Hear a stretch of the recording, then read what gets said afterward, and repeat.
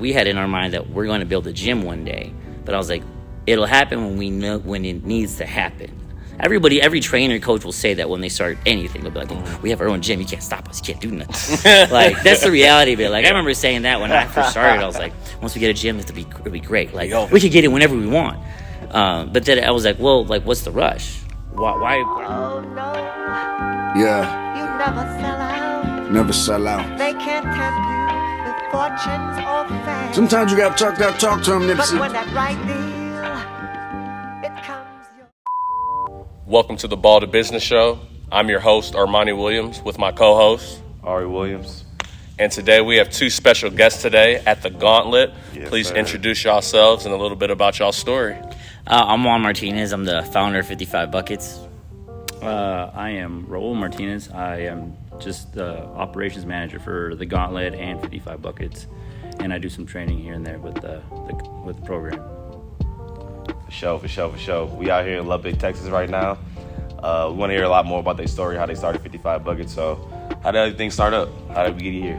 Man, it's crazy. It's crazy. I was thinking about it last night, and it was about 7-8 years ago.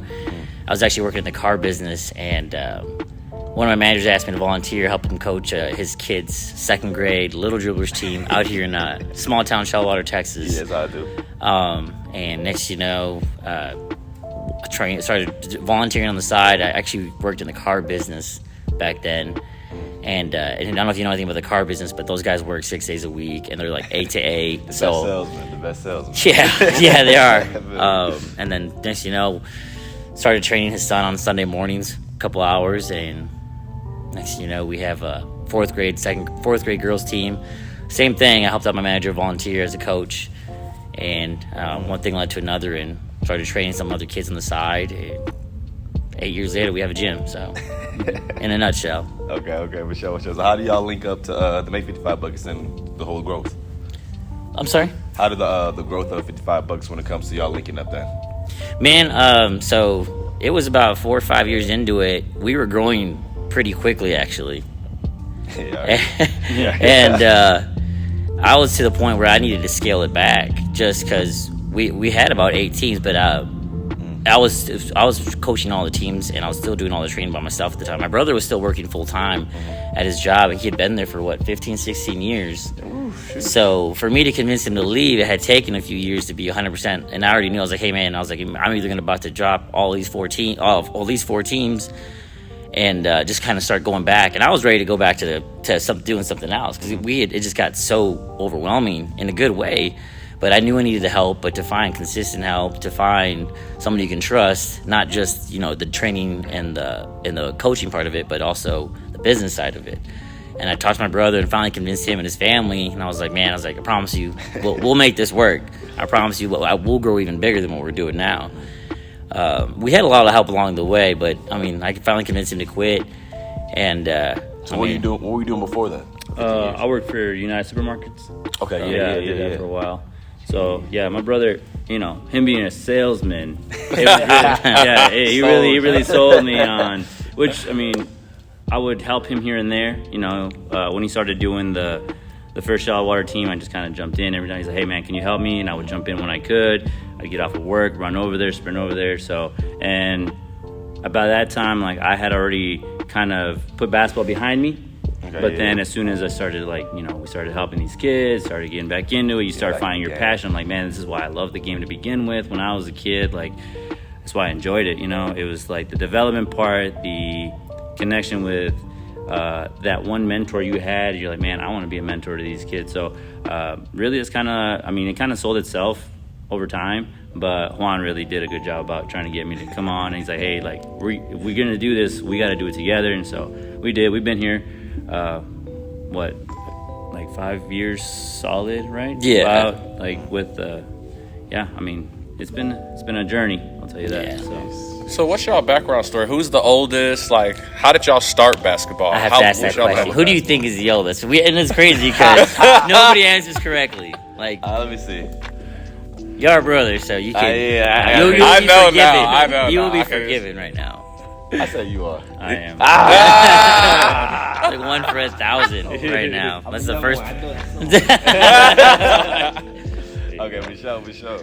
Yeah, I'm the oldest one. So I started playing basketball when I was like in 5th grade. I just kind of did it to hang out with friends more than I did it because I liked the game of basketball. I'm going to tell you right now, I was just doing it to socialize. That was just, and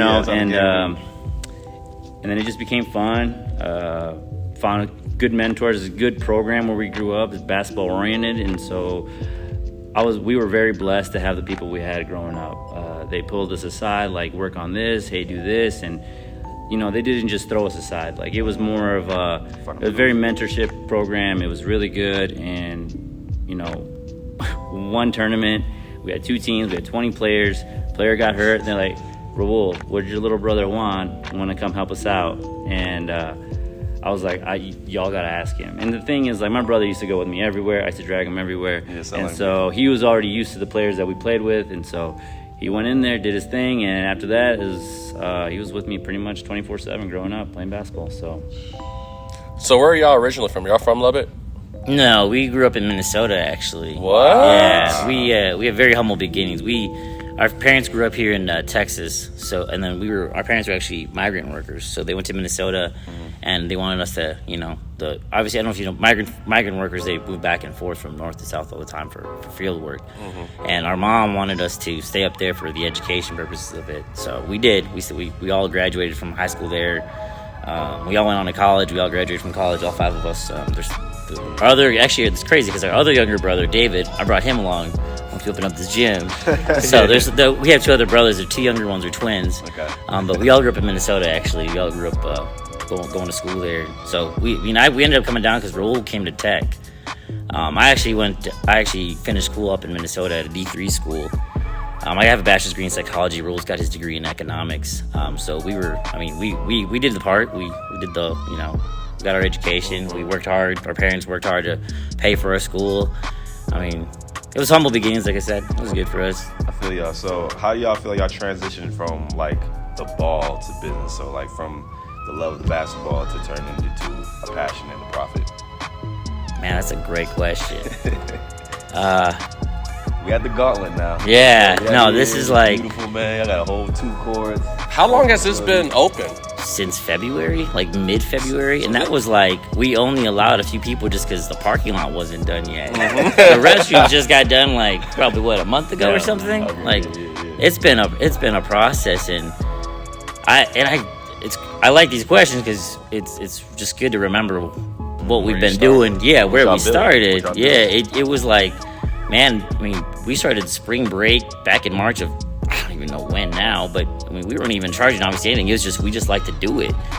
And next I was actually fired from the car business because they said, you're too invested in what you're doing. And helping kids. Yeah. you're not giving me everything. You're not giving us everything you have anymore. And and I will be always grateful for Hayes Motor Company because we even sat down with them to get business advice before we opened up this gym. But they were like, hey, like, your heart's not in it anymore doing this. You need to go pursue what you want to do. And I was like, I'm not ready to go all in. But we did. And next I was like, okay, well, now I got to scale it. How can I make this a financial gain for us? And that's what we did. As long as we could measure it, we just started scaling it. And we did, just a little bit by little bit. That's why I brought Raul in, just because of the economic side of it and how we can grow from one team to another. But how we really worked out was I would just train kids and parents would be like, hey, I don't have any kids. So they're like, would you be willing to, coach my son's team if I put kids together? I was like, yeah, sure, why not? Like, next we have 16 teams now from one team like about 8 years ago. So, that's really how we develop our teams. We do a couple individual sessions. I like seeing their growth. I like seeing them learn. Parents would be like, hey, what do you think about putting a team together for my kid? And I'm like, of course, like, why not? Like, how much fun that is? I remember seeing y'all at Apex, too, all the time, training kids. Yeah, that's right. Yeah, we used probably every gym in Lubbock we could find, at least at one point. It was about, I can name off all the gyms in Lubbock, probably ones that we couldn't even get into sometimes because they wouldn't call me back. Okay. So, a lot of things y'all do then is what comes regarding the training and regards to teams. How do you guys look at the future of 55 Buckets and just how do you guys, heading towards? I'm sorry. Man, not to give away everything we're doing, because I'm a big person of like just keeping your stuff low key. Yeah. We do have an end goal. That's more of like a 15-year plan. But here in a few years, I mean, we're still trying to honestly add more coaches and add more trainers. Short term is what we're looking at. Is we want more coaches. I mean, trainers and coaches, especially trainers, they have a shelf life. I mean, we can't always go, hard with the players training wise. But what we're trying to do now next is we're trying to develop our own trainers, develop our own coaches, to fit the developmental style, like the man-to-man defense. Yep. The basics of Fundamentals. Yes, the fundamentals of basketball, and trying to again just develop our players from scratch. The way our program literally grew, so that's kind of our next goal right now. Short term is just getting coaches, getting more trainers. I mean, still getting our training facility up to literally how we want it. This is still skeletons, honestly. Yeah. I also saw that y'all be bringing a lot of big trainers in. Yeah. We actually know too. That's great, man. Which is crazy because we're actually going tomorrow to the BTA, this Basketball Trainers Association conference that they're hosting. So about 2 years into it, I knew I needed to learn more. I mean, I was teaching based off like what I learned. The foundation, the basic stuff. And then we brought in Ashley Corral, who's a former WNBA player.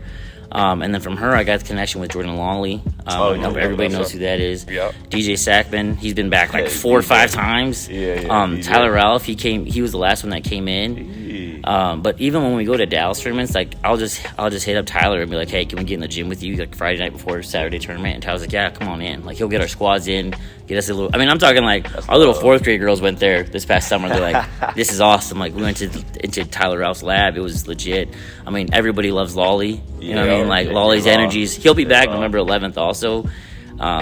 If it tells you anything, we went golfing with him, and I've never been golfing in my life. I'll get on y'all on that course now. I'll go y'all course. Yeah, they all cool. So yeah, but we and then here in a couple of weeks we have Bob and Nolan Willett, and they're global trainers from Canada. Bob is like 52 years old, 51, and still getting after it. Deuce's brand gear. And then his son Nolan, he's super young. You can just tell those two guys just get after it. So yeah, we like to, but we bring him in to learn. Like we always keep an open mind. That's how we grew. I mean, we've only been open for 7-8 years, but it was just because we always want to learn. We still learn. We learn from beginner coaches, beginner trainers, advanced coaches. Like you always have to learn until we grow.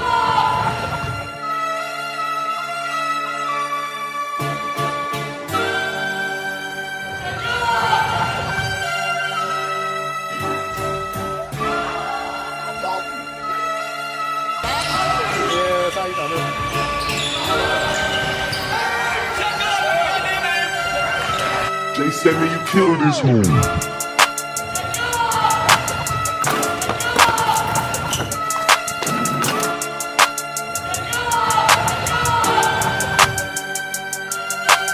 No added clout, no added sugar, this is Sebi raw. I'm on the boat, it's filled with hoes, how I get involved. I tell a joke, and then the joke leads to the draws. I gotta get to know the pussy before I get involved.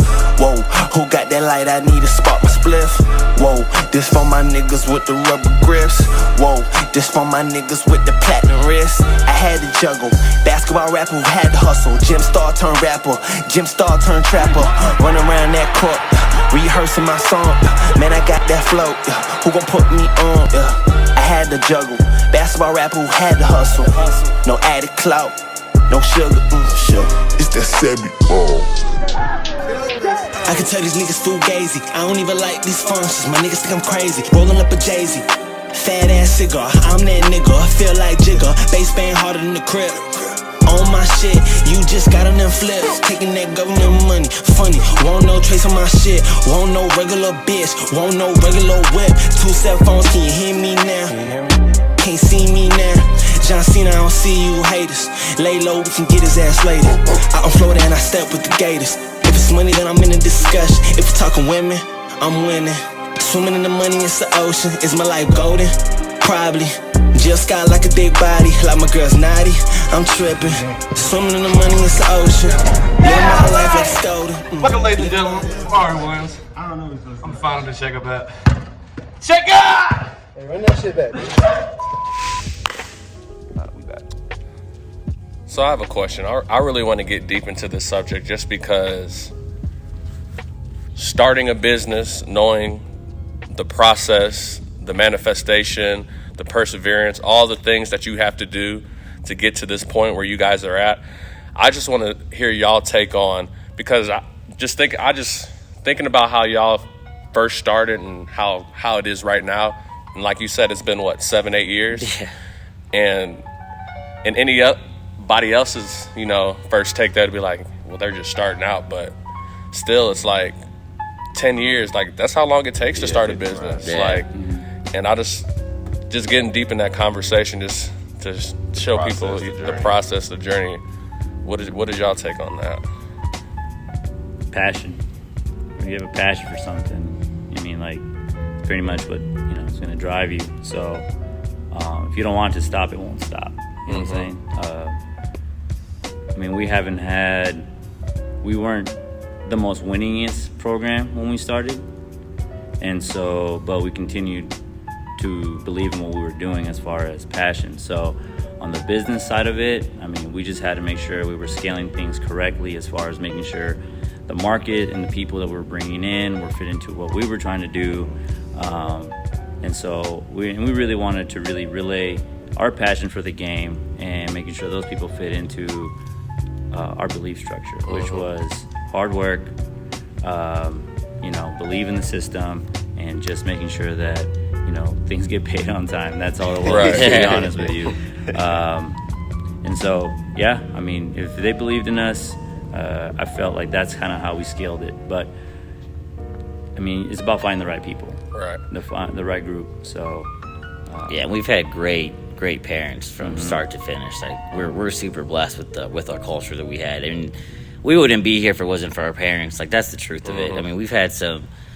I can tell you names galore of parents we've had that have been super, super good to us, and they're still good to us. Like we're grateful for y'all. I know it's not easy. Trying to run an AAU program and trying to keep players on, and if you're an AAU coach, you know the truth of it. It is super hard. It's easier just to literally. 2 years. I said, yeah, exactly. Yeah. We talk to teams in Dallas and Colorado and Oklahoma where we travel to, and they're just like, we just do the same thing everybody else does. We just pick players up from here, and there. Man, we like the struggle. We embrace it. We like being able to seeing the players grow from start to finish. It doesn't happen unless the parents are invested in you and they believe in your passion. They believe in what you're doing from day one. We've been super blessed. We've been open, like I said, 8 years, 7 years, somewhere around there. We've had some kids that have been with us since year 6. We're on year 6, year 7 with them. Our high school girls team, I think we have 4 or 5 players like Marley and Brenna and Janessa. They've been with us since they were 8th graders, and they're about to be juniors. You know how hard that is to keep them with the school schedules, with And that's a different time, 8th grade because that's when they come to business, from having fun and then having turned into business. So to turn that transition is a different whole process. So you 100%. Keep that same group of people there, then it's special. It's something special. But I think too, it's just showing y'all discipline, because I see y'all here till you get done at 10:30, 11 o'clock at night. I don't know when y'all start, but I could just see it's a whole day event. Passion is definitely a huge part of a business, and you keep going. But the discipline of you, I know there's days, even days with me, I'm just it's that discipline that's gonna keep me doing what I'm supposed to be doing. I got to do this every single day, no matter what. So. Yeah, it's funny because Raul sent me this video. I forgot what trainer it was, posted what it's like to run your gym, what people think it is, and it's you get in the gym and it's sparkly, it's amazing, but the behind the scenes is you're cleaning, you're making sure your stuff's paid, you're trying to get your leads going, trying to make sure all the balls are aired up. There's so much stuff behind the scenes that people don't see when you open up your gym. You're a business owner, you're a gym owner, and like I said, I'm lucky that I have both my brothers on board, because this wouldn't even be possible, truth be told. But yeah, it's the discipline of it is key. So we didn't even talk about this. What made y'all want to get this gym and build this out? I was to the point where we were just renting out gyms, and it was getting so hard to work our schedule, because our teams, we had a solid at least 7-8 teams all the time. And it was hard to keep them. You already know parents have they have a busy schedule. Yeah. So to give them hey, we're gonna have practice this time for the next 4 months. It's now we gotta change it up. So we had a great deal going on with the Apex Implementer. We did. Like we're thankful for them. They helped us out tremendously. We had them for a few years, and they helped us out a lot. But it's their gym. So when they had to cut us out for stuff, it's just business. It wasn't personal. Right. But it was to the point where I was like, man, Raul was training. So then they kind of upped the ante on some stuff on us. So I was like, well, there's got to be something else we got to do. And I knew there was going to be a point where I already had we had in our mind that we're going to build a gym one day. But I was like, it'll happen when we know when it needs to happen. Every trainer, coach will say that when they start anything. They'll be like, oh, we have our own gym. You can't stop us. You can't do nothing. Like, that's the reality of it. Like, I remember saying that when I first started. I was like, once we get a gym, it'll be great. Like, we can get it whenever we want. But then I was like, well, like, what's the rush? Why are people so impatient? It's like you said, it takes time to really get a solid foundation of like your culture, your program, a set of parents, the right group of people that are really going to be there no matter what happens. But yeah, it just got to the point where I was like, we should have our own gym by now. Like financially, we can get there, and I know we're going to be just fine if we do A, B, and C. Like so, I mean, it just was the point where asking to get in the gym was just exhausting. Put it that way. I believe it. Okay. So for both of you guys, the whole game of basketball, what's y'all top 5 influences for each of y'all? Like when it comes to the game of basketball, whether it's players, whether it's coaches, whether it's just being around the game. For me, growing up, it was like I said back when I was younger, like in 5th grade, there was this gentleman. His name was Glenn Mathowitz, and his son was probably one of the elite players in our school. You know, very like upper level Top type, dog. yeah. And so he actually pulled me aside, and he's like, he really started to work with me, and so he's probably one of the top guys on my list as far as like, you know, influences. And number 2, she's probably number 1 is my mom. You know, she's always been supportive of what we do. You know, she really she's like, if this is what you want to do, go do it. She didn't question it. She tried her best all the time to make sure that we had food after we got out of games. She always made sure things were, she spoiled us with food, man. Like you go home, there was always food on the stove, and so she was always a huge blessing. And then I want to say like number 3 would probably be like T-Mac, one of my favorite basketball players of all time. I just saw T-Mac at OVL. Oh my gosh. Cool. Yeah, so T-Mac, I just love the way he played, and I just really try to copy a lot of the stuff he did. And it just teaches you how to just be kind of to freestyle the game, you know? I really enjoyed it. It made my passion grow even more. I was like, man, I really like this guy. I like his passion. I like the way he plays. And so, but yeah, it was probably my top 3. And, you know, now my son, just making sure that the game is still innocent and nice to him. And so, but yeah. No, that's real. Yeah, the influence of the game is huge. Like you're saying, T-Mac, I saw T-Mac not too long ago in Vegas, about a month ago for the OBL tournament. They had a 1v1 league, so I got to see him, and then, of course, had a whole, like, throwback of just his journey, and the same thing is, like, turning his passion of basketball, you know, from being in the NBA, and then being off the NBA, and then turn it into a whole passion of the OBL with one-on-ones. It's like a whole transition to Ball2Business, so I feel like influence is a big thing. So. Oh, yeah. No, I love T-Mac. Yeah, T-Mac is T-Mac. But how you feel? Who's your game? I mean, shoot, I would have to. I mean, our parents were big on us doing what we were interested in doing. My middle school coach was cool. He taught me the foundation of it, just to have fun and enjoy it. Mr. Bezons is great. My high school coach was great too. He was more of a mentor too off the court. He did a lot for me. Just give me the time of day to sit down and chat with him. You know, had a bad class, had a bad grade. He helped me out a lot. He was just like, you can take a lot from the game, just from this. Like, I mean, be honest. I mean, most of us went to school because you wanted to hoop or you wanted to play sport. I mean, that's what I did. I mean, like, my college coach, I got to give one of my college coaches a shout out. He did great. Like it was up in Wisconsin, D3 school. He kept it real with me. He was just like, you got to do this, or you just can't play this game. And nobody had ever told me so bad, like, very bluntly, like, if you don't do these types of things, you just can't play this game at this level. And then, honestly, right now, probably it'd be a tie between Lolly and Sack. And, I mean, I can hit both those guys up and be like, hey, like, what do I got to do? I'm kind of, you know, business side of this, training side of this, and those guys they'll message me back and help me out.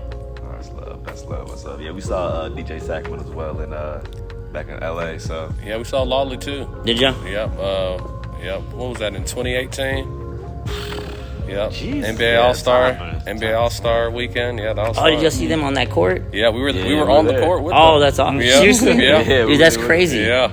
They were in Lubbock like the week before, or Lolly was. That was his first time here. Yeah. That's crazy. Yeah, I know that. yeah, I saw them. 2018. Yeah.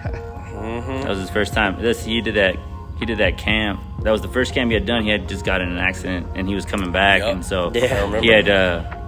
He's like, I'm gonna go do this in Lubbock. So he came to us in Lubbock, and we had some green peas at the time, and so he helped us out. He was a huge influence. He was. Yeah, he was big. I mean, he had dinner with us, talked to us about like Our business plan. all that. DJ was like big. Like Yeah, DJ was how'd that big go? for us when we sat down with him. We already had like who we were gonna ask, like how we're gonna build this gym. Like we had a whole like pamphlet blueprint, like how we're gonna do the gym. And DJ went over it.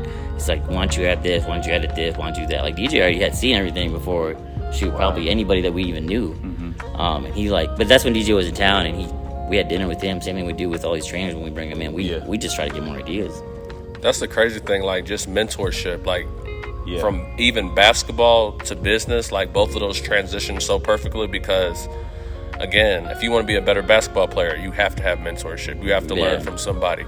Same thing with business. If you want to get to the next level in business or be successful, you have to have somebody to teach you. You just can't learn all of it by yourself. So I mean, and like you said, that's the biggest part for business. Like that I've learned is like you have to be open to learning. And from a leadership standpoint, and I'm told this all the time, like you can't be stubborn. Like you already know.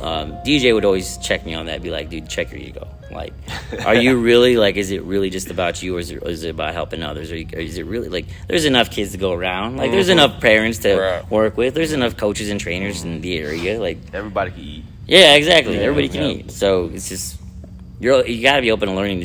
Growth is just not possible. Boy, I like this episode. This is real fun right here. This is real fun business. Okay. So I'll get some some more fun questions then. So 1-on-1, who winning? 1-on-1, check up. Man. The last time we played, he got me a little bit. Oh, Yeah, That was a while okay, ago. so That was probably like 10 years ago. I gotta run that back, man. Man, Either whether we it's really don't. 2 dribbles. Layups only. Layups only, you feel me? Yeah. No, when we were younger, We had some good stories. I'm sure you guys have some Yeah. good stories about playing each other. Yeah, no, we used to Kill each other. pretty much. Yeah. It was pretty intense. Like we would drive to the park and one of us would be walking home. That's when we could drive. I'd be mad because of some stuff. And I'd be dribbling the ball home all mad. Brother's like, all right, see you later. Driving back 8 blocks home. Yeah. So, but no, yeah, it's fun competition. I think a lot of it, he got better. I felt because he always got to play up with the upperclassmen, which was with my class, and so we were pretty solid growing up as a squad. And then he just fit in right with everything he did. He never tried to overplay his role or try to do anything like that. So when we played 1-on-1, though, I mean, it was, whew. I was like, man, I'm like, you don't ever score, and he's all like, okay, I'll show you right now. I was like, he can score, and sure enough, man, he can hoop. I'll tell you that right now. How many years apart are y'all? 3? 3. Mm-hmm. He's like 40. You the same age, dude. You like I feel 40. Shit. Yeah. I don't feel good, man. I feel good. I feel like I'm 32, 33 still sometimes, you know? Yeah, he'll get the compliment. Someone's like, he's old. He's younger than you, right? And I was like, why? Like, why is he younger than me? Yeah. Okay. To go back to basketball too. Just want to go back to the influence. Who would y'all say is y'all GOAT? Greatest all time. We grew up in the '90s. Michael Jordan. MJ. I mean, you can't argue that. 6 rings. No argument. Yeah, you can't argue with that. That's simple. Sorry, Bronny. I'm gonna have to argue with that. And I have Jordan in my middle name. Don't ever get me. What's that mean? All right. So Jordan be our biggest influence, but just the GOAT to y'all. How do y'all feel like growing up, and as well as seeing it now when it comes to just the generation and just some people think this Jordan's a meme and a shoe, but like y'all grew up actually watching them or actually seeing highlights. How y'all feel?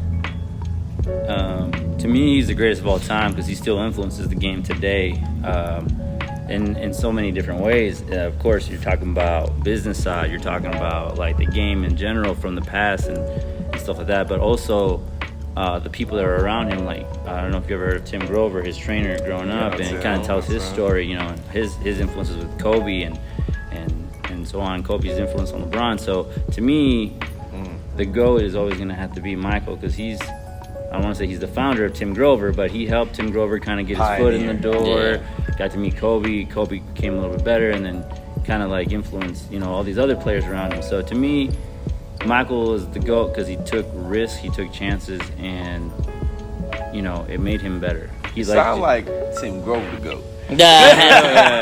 Tim Grover challenged the mindset of training, basketball training. You know, like, you know, lifting before games. I was like, no, you don't do that. But he was making Michael lift before games. You know, he was doing things differently, and so to me, like, Michael's ability to open up to learn is what made him the greatest of all time.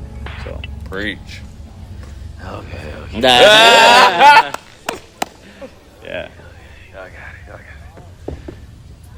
You ain't telling me a reason though. I mean, shoot, it's simple. He has 6 rings. Like, he answered it perfectly for me. He did great. Okay, for sure. Also, too, I mean, actually, yeah, we can get this into this as well.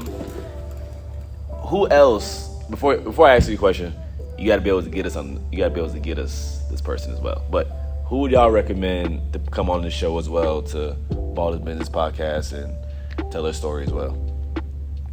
Ooh, that's who do you have in mind? Oh man. Mind you, you gotta plug us. You gotta plug us. Yeah. Plug us. You know what I mean? Man, I was thinking of Jordan Winholtz. He's a head men's varsity coach out in Dumas, Texas. He actually helped us grow as coaches. We're more so trainers and coaches. Because we train our kids from scratch, but when Coach Winholtz came, he actually was coaching. He's from Kansas, and he got a job out here in Brownfield coaching at out in the middle school. And I met this cat, and he was young. He was like 21, 20 years old, and I was like, and DJ was in town, and he came to meet me. Like, he came to see what we were doing. Jordan Winholtz did, and so I was like, who's this dude? He's like, Coach Winholtz. Like, nice to meet you, sir. And I was like, all right, like, cool. Like, we're about to run this camp with like this pro trainer. What do you care about me for? But he just wanted to coach basketball. Yeah. So he volunteered for like a year, 2 years, and he coached out in Borger, Texas for a year, and now he's out in Dumas. But he's like 25, 26, and he's a young coach, but he's passionate. He comes from humble beginnings too, he is just hungry for learning, hungry for the game. I mean, we'll do a lot of camps and clinics with him. He'll come down and help our program still. He transformed our boys program like night and day. If it wasn't for him, I don't even know if we'd still have a boys program because he taught us so much. That's real passion. On train. Yeah, he's on the next level stuff. He's a young buck too. Yeah, that's real passion. Yeah, I would say Coach Jordan. He's a good, and even his assistant, I would recommend you. Yeah, Coach Freeman and Coach Freeman. Like yeah, they're are great. Energetic, yeah. like a good duel. Yeah, they're goodness, just dude. Like, you just feed off of them when they're in the gym here with us. I mean, it's just like a different intensity. Mm-hmm. Like, I love it, and they're always. The thing is, they're young, but they're also teaching us at the same time. You know, he's like, hey, coach, like, you see this, do this. Hey, coach, like, this is a good drill. You should work on. Like, even us old cats can learn from, you know, some young guys like that. Mm-hmm. So, and their passion is coaching, and, you know, our passion is training, and so it's a great combination. So, but yeah, that's who we'd Coach Jordan, and Coach Freeman. Ooh, my bad, yo. This fly's kind of killed me.